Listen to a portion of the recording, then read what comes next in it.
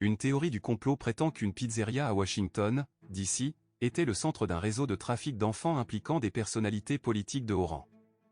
L'affaire du Pizzagate, survenue en 2016, est un exemple frappant de la puissance de la désinformation à l'ère d'Internet et des médias sociaux.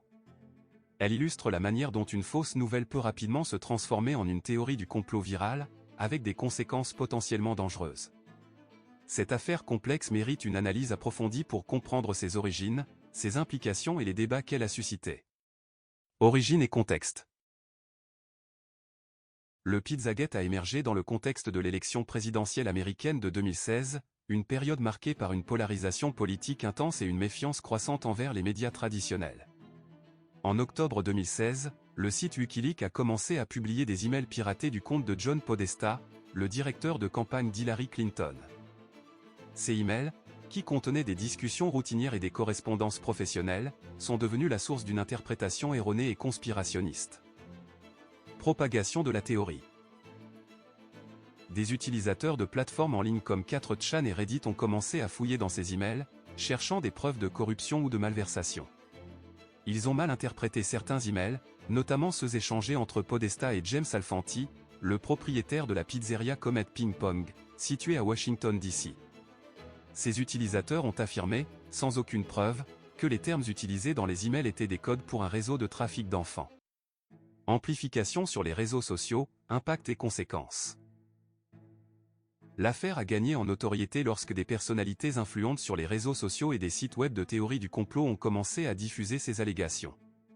Les algorithmes des médias sociaux, qui favorisent les contenus engageants et souvent sensationnels, ont joué un rôle clé dans la diffusion rapide de la théorie. Les hashtags liés au Pizzagate sont rapidement devenus viraux, propageant la théorie à un public beaucoup plus large. L'impact du Pizzagate a été ressenti le plus fortement au Comet Ping Pong, où les employés et le propriétaire ont été soumis à un harcèlement intense et à des menaces.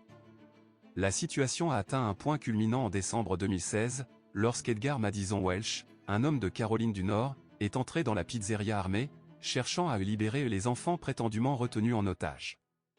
Cet incident a clairement montré les dangers que peuvent représenter les théories du complot lorsqu'elles incitent à des actions violentes. Réfutation et réaction officielle.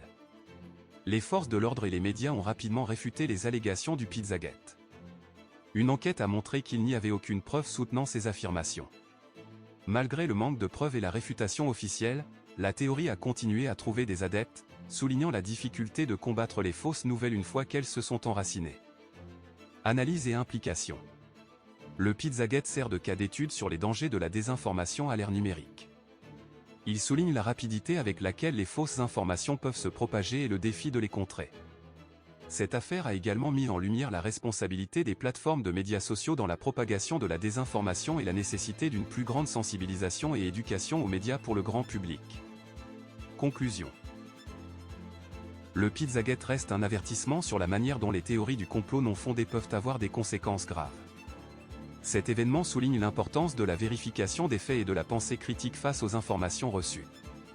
Il démontre également l'importance pour les plateformes de médias sociaux de prendre des mesures proactives pour combattre la désinformation, tout en équilibrant la liberté d'expression et la sécurité publique. Si ce genre de contenu vous intéresse, n'oubliez pas de vous abonner et de liker la vidéo afin que nous puissions continuer à vous proposer un contenu de qualité. Merci et à bientôt.